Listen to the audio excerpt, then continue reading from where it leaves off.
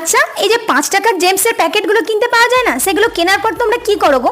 নিশ্চয়ই প্যাকেটটা ছিঁড়ে ভিতরে কালারিং জেমসগুলো বের করে একটা একটা করে টপাটপ মুখে ভরে দিয়ে কাহিনী শেষ করো, তাই না? কিন্তু আমি তো এত সহজে কাহিনী শেষ করার বান্দা নই। তাই প্রথমে প্যাকেটটা কেটে বাড়ির উপরে যতটা রাগ ছিল এই জেমসগুলোর উপরেই রাগটাকে দেখিয়ে দিলাম। ব্যাস, জেমসের খেলো খতম, সব গুঁড়ো গুঁড়ো হয়ে গেল। এরপর দুধ আর চিনি একসাথে মিশিয়ে জেমসের প্যাকেটের মধ্যে ঢেলে ডিপ ফ্রিজে ঢুকিয়ে দিলাম একটু ট্রিটমেন্ট করার জন্য। তবে কাহিনী এখানেই শেষ নয়, তার আগে যদি তোমাদের আমার এই ভিডিওটা ভালো লেগে থাকে তাহলে একটা লাইক দিয়ে আমার পাশে থাকো। আর যদি আমার গল্পগুলো শুনতে তোমাদের ভালো লাগে বা তোমরা চ্যানেলে নতুন হয়ে থাকো তাহলে চ্যানেলটা সাবস্ক্রাইব করে আমাকে সাপোর্ট করো। তার আগে চলো গতকাল উইনারদের নামগুলো বলে নিই। ইশিকা, দীপানিতা, রিঙ্কি, প্রাপ্তি, ঐশী, শ্রীময়ী, রুহি, আলিয়া, মন্দিরা, মরিয়ম, জ্যোতি, অয়ন, শ্রীতমা, অনুষ্কা, স্নেহা, অনিতা আর ঐশানী।